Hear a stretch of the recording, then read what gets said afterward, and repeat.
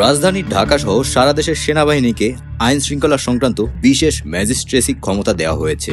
মঙ্গলবার জনপ্রশাসন মন্ত্রণালয়ের প্রেষণ ২ শাখার সিনিয়র সহকারী সচিব জেতি প্রুর স্বাক্ষর করা এ প্রজ্ঞাপনে এ তথ্য জানা যায়। প্রজ্ঞাপনে বলা হয়েছে, ফৌজদারি দণ্ডবিধি 1898 এর 64, 65, 83, 84, 95, 2, 100, 105, 107, 109, 110, 126, 127, 128, 130, 133 এবং 142 ধারা অনুযায়ী সংগঠিত অপরাধের ক্ষেত্রে সেনাবাহিনীর কর্মকর্তারা তাদের ম্যাজিস্ট্রেসি ক্ষমতা প্রয়োগ করতে পারবেন। আইনের এসব ধারা অনুযায়ী একজন নির্বাহী ম্যাজিস্ট্রেট যা যা করতে পারেন।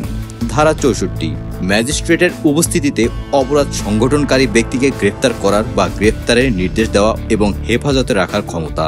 ধারা 65, গ্রেফতার করার ক্ষমতা বা তার উপস্থিতিতে গ্রেফতারের নির্দেশনা, যার জন্য তিনি গ্রেফতারি পরোয়ানা জারি করতে পারেন। ধারা 83 ও 84, ওয়ারেন্ট অনুমোদন করার ক্ষমতা বা ওয়ারেন্টের অধীনে গ্রেফতার হওয়া অভিযুক্ত ব্যক্তিকে অপসারণের আদেশ দেওয়ার ক্ষমতা।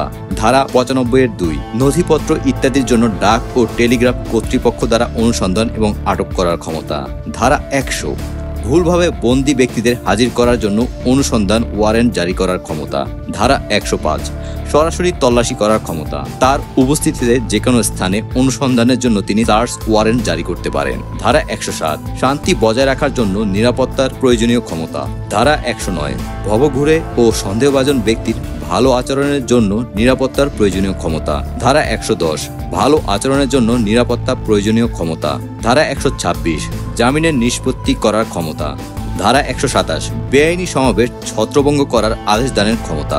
ধারা 128, বেআইনি সমাবেশ ছত্রভঙ্গ করার জন্য বেসামরিক শক্তি ব্যবহার করার ক্ষমতা।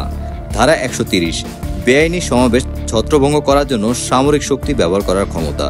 ধারা 133, স্থানীয় উপদ্রবে ক্ষেত্র বিশেষে ব্যবস্থা হিসেবে আদেশ জারি করার ক্ষমতা। ধারা 142, জনসাধারণের উপদ্রবের ক্ষেত্রে অবিলম্বে ব্যবস্থা হিসেবে আদেশ জারি করার ক্ষমতা।